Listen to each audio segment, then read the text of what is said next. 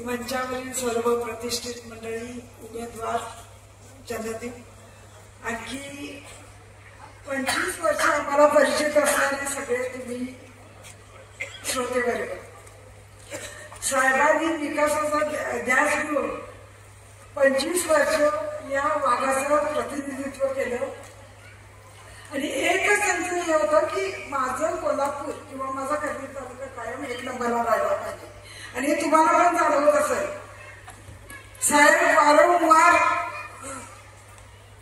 कुठल्याही गोष्टीची पाठपुरावा करताना विकासाच्याच गोष्टी करत होते. इलेक्शन पुरतं अंगवाई असायचं, पार्ट्या असायच्या, गट असायचे, पण त्याच्यानंतर विकास कामामध्ये कुणी कोणाच्या अडवकधी त्या काळामध्ये आला नाही आणि काम सुरळीत पार पडायचं. आणि विकास हा महत्वाचा मुद्दा ठरावा. विकास हा महत्वाचा मुद्दा ठरावा. आणखी कुणीही कुणाच्या मध्ये न येता जनतेचं हित बघितलं पाहिजे पहिल्यांदा. मग वेगवेगळे प्रश्न असू दे, पाणी प्रश्न असू दे, उसाचे दर, काय सगळे छोट्या मोठ्या गोष्टी, अगदी रस्त्यापर्यंतचे प्रश्न, ग्रामपंचायतीच्या लेवलचे असू दे, आमदारकीच्या लेवलचे असू दे, खासदारकीच्या लेवलचे असू दे, पण या भागाचा विकास झाला पाहिजे.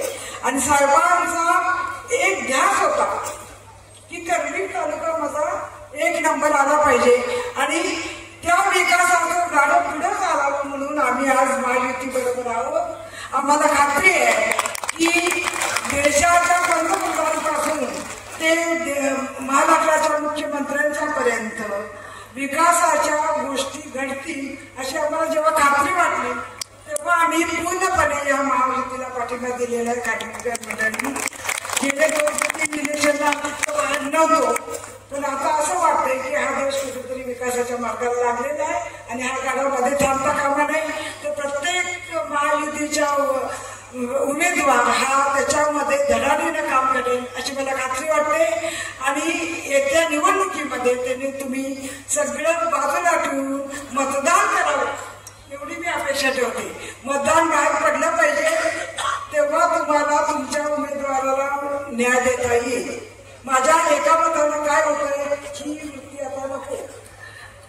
तर प्रत्येकानं आपली जबाबदारी सांभाळून कर्वी तालुका पूर्वीप्रमाणेच चांगला व्हावा एवढी अपेक्षा मी बाळगते. आणखी तुम्हाला सगळ्यांना सदिच्छा देते. बरेच दिवसांनी तुम्हाला भेटायला मिळालं ह्याचा मला खरंच आनंद वाटतो आणि मी आपली